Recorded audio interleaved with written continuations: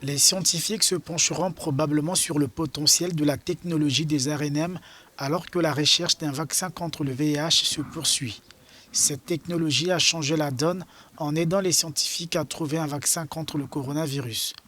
Lors d'un programme virtuel de bourse de journalisme, les discussions ont également porté sur les dernières avancées de la recherche pour le vaccin contre le VIH.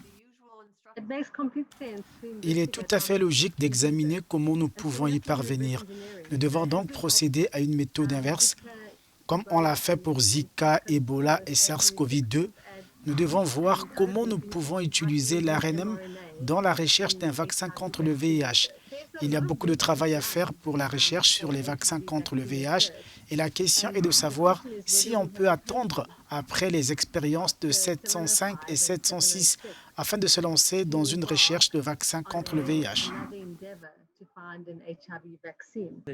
L'anneau vaginal de dapivirine est composé de silicium et il est imprégné d'environ 25 mg. Donc, peu de médicaments appelés dapivirine. Il est placé dans le vagin pendant 1 mois. Et pour l'essentiel, les études de phase ont été faites. L'Agence européenne de médicaments, l'été dernier, a émis un avis favorable. Les demandes de réglementation ont été soumises à la Food and Drug Administration américaine et à plusieurs organismes de réglementation africains. Et l'OMS devait disposer de lignes directrices pour l'utilisation de l'anneau par les femmes qui sortiront, je pense, au cours de l'été.